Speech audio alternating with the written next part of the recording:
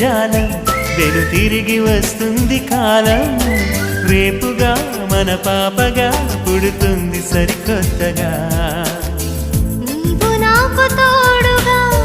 నేను నీకు నీడగా ప్రతి రేయి తీయగా